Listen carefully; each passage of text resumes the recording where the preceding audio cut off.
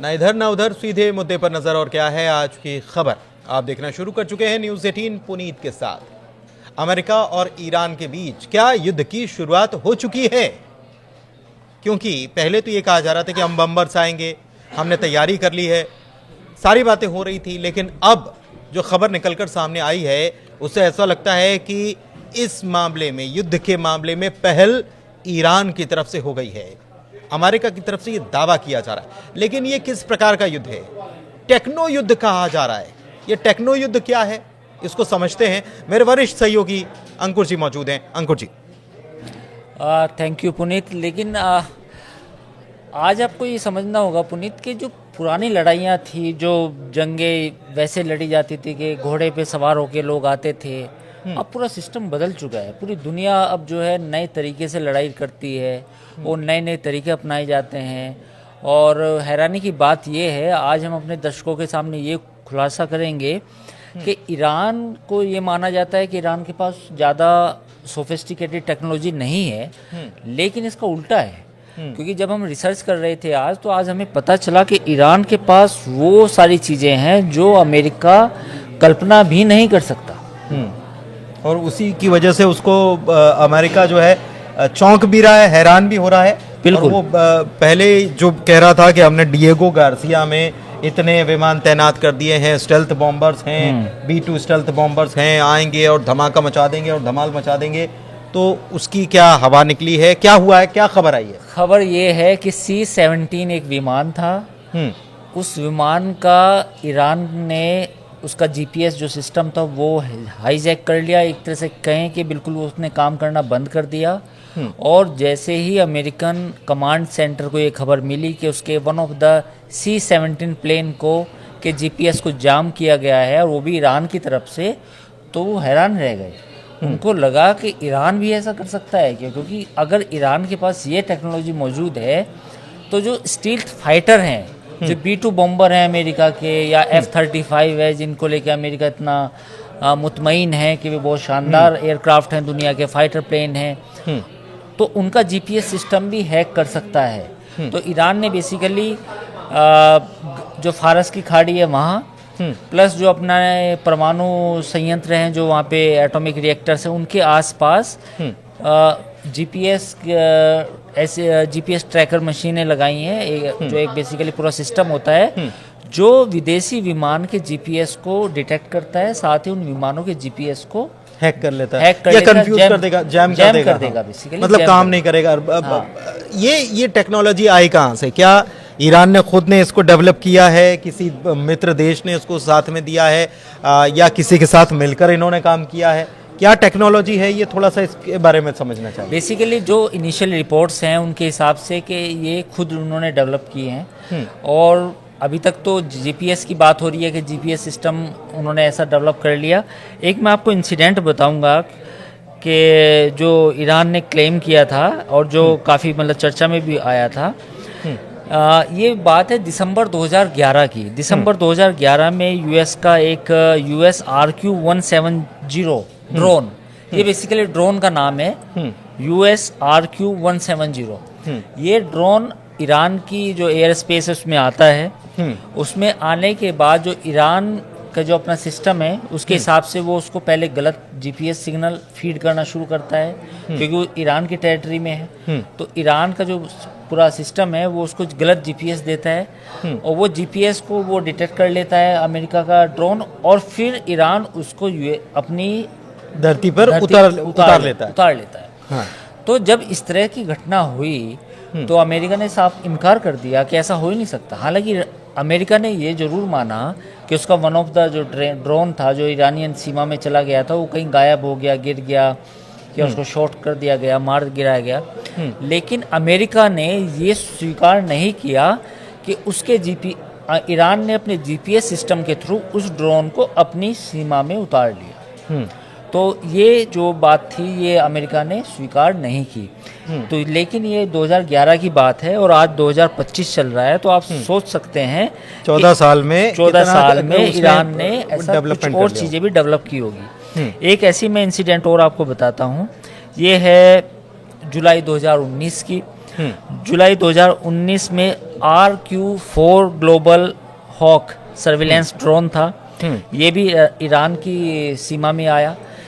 इस ड्रोन को भी ईरान ने गलत जीपीएस फीड करके, जैसा ईरान दावा करता है, उसको भी अपनी सीमा में उसको पहले उतारा और फिर उसको डिस्ट्रॉय कर दिया। तो ये इंसिडेंट कुछ हो चुकी है। अब सवाल उठता है ये कि जो स्टील्थ फाइटर है, यानी कि जो अमेरिका कहता है कि हम रडार पे भी नहीं आएंगे, कहीं दिखाई नहीं देंगे, तो क्या वो एग्जिस्ट करते हैं कि ईरान कुछ कर पाएगा?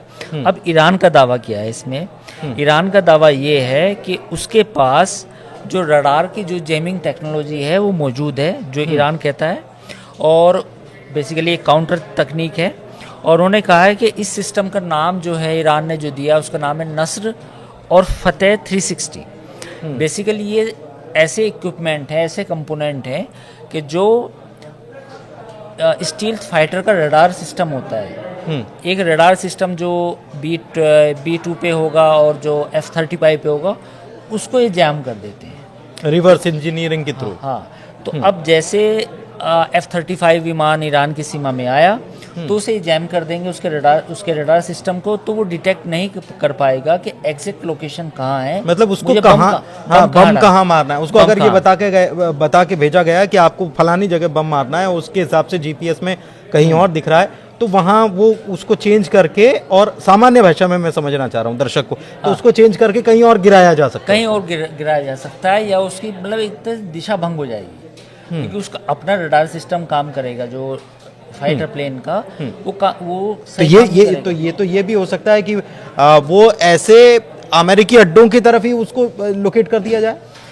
हो सकता है। और ये भी हो सकता है कि रेगिस्तान में बहुत बड़ा इलाका, ईरान ना बेसिकली बिल्कुल वैसा कंट्री है, डेंसली पॉपुलेटेड नहीं है, मतलब खुला खुला, कई शहर एक शहर दूसरे शहर के बीच में काफ़ी दूरी है, सैकड़ों हजारों किलोमीटर की, तो वो ऐसी जगह भी गिर सकता है जहाँ पे कोई इंसान ना रहते हो, या उसके जो परमाणु संयंत्र हैं, जो रिएक्टर्स हैं, वो ना हो।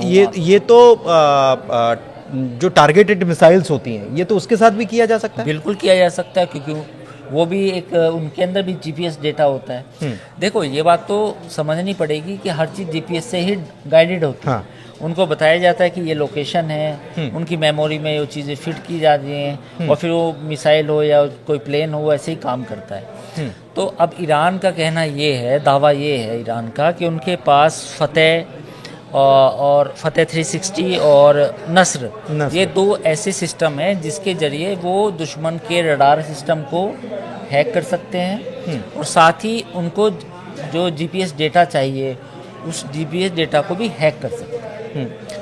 तो जीपीएस डेटा को भी हैक किया जा सकता है, और ये IRGC ने और ईरानी इलेक्ट्रॉनिक इंस्टीट्यूशन ऐसा कुछ करके है, उसने भी, दोनों ने मिलकर डेवलप इसको किया है, ये दावा किया जाता है। मैं चीज़ इसको आपसे और समझना चाह रहा हूँ कि इसमें कि ये केवल जीपीएस सिस्टम वाली चीज़ें इसके पास, ईरान के पास ताकतवर है, या और कुछ भी है? देखिए, एक ईरान में एक साइबर आर्मी करके उन्होंने एक यूनिट है, बेकायदा ईरानियन आर्मी का पूरा यूनिट है जिसको साइबर आर्मी बोलते हैं। तो उन्होंने पिछले 10 सालों में इन चीज़ों पे काम किया है। एक ऐसे ही उनका सिस्टम है फतेह 110 और खैबर सेखान, ये दो चीज़ें, दो उनके नए और सिस्टम है।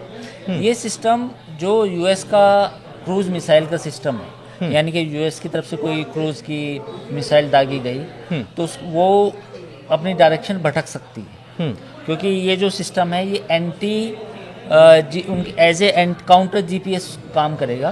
तो उस क्रूज मिसाइल के अंदर जो सिस्टम फीड करे, जो सिस्टम होगा, जो काम कर रहा होगा, उसका ध्यान भटका सकता है।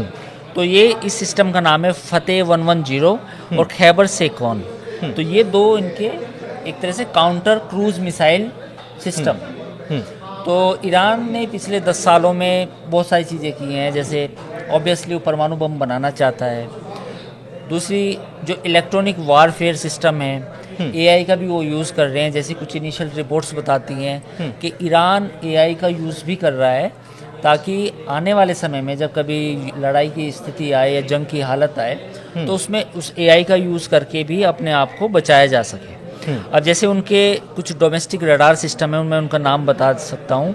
एक है गादिर, एक है कास्ता, एक है कावोस। ये 3 रडार सिस्टम है ईरान के, जो बेसिकली स्टील्थ फाइटर होते हैं और जो ड्रोन्स होते हैं लंबी दूरी के, उनको डिटेक्ट करते हैं।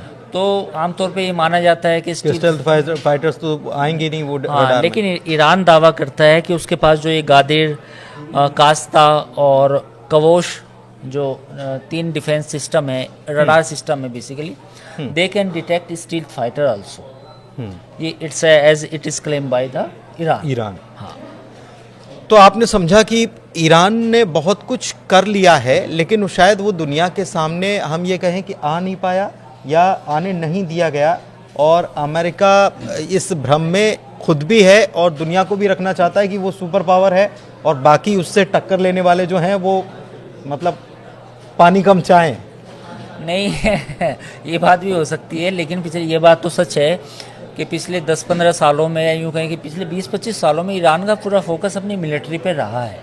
ईरान ने अपना देखिए न्यूक्लियर पावर का जो प्लांट्स हैं 2-3 बनाए, 3 प्लांट्स हैं उनके पास, वो बनाए। पिछले कुछ दिनों में उन्होंने जिस तरीके से, जैसा हमने अभी बात की, इलेक्ट्रॉनिक सर्विलेंस पे काम किया, रडार सिस्टम पे काम किया, और उसके पास S-400 की बात भी हो रही थी कि ईरान के पास S-400 भी है। हालांकि वो उतनी मात्रा में नहीं है जो उसने रशिया से परचेज किए हैं जितने होने चाहिए। तो अमेरिका के पास थार्ड है या इजराइल के पास थार्ड है, तो इनके पास S-400 है, जो बेसिकली जो दुश्मन की जो मिसाइलों को बीच में ही नष्ट कर सकता है। तो ऐसा नहीं है, ईरान ने पिछले 20-25 सालों में अपनी जो मिलिट्री है उस पर काफ़ी इन्वेस्टमेंट किया है, और या यूँ कहें कि जो तेल से जो इनकम हुई थी ईरान को, उसका काफ़ी अच्छा उसमें हिस्सा मिलिट्री पे खर्च किया है। तो जब आप किसी भी चीज़ पे खर्च करते हैं, जाहिर है उसके रिजल्ट आएंगे। तो उसके रिजल्ट ये है कि ईरान की जो आर्मी है और जो रेवोल्यूशनरी गार्ड है, कुछ कुछ सेक्टर्स में उन्होंने काफ़ी अच्छा किया है, मतलब they are up to the international level. तो अगर कल जंग की हालत होती है या मतलब अमेरिका के साथ किस तरह की लड़ाई होती है, तो ईरान के पास अपने आप को डिफेंड करने के लिए चीज़ें मौजूद होंगी। एक चीज़ और बताएं कि फारस की खाड़ी जहां पर ये तैनाती की गई है और ये जीपीएस को ट्रैक करना या उसमें बदलाव करना जो है, वो होर्मुज़ आइलैंड की बात जहां तक बात होती है, तो वहां से 20% तेल सप्लाई होता है। तो इससे आप समझ सकते हैं कि कितना महत्वपूर्ण इलाका है।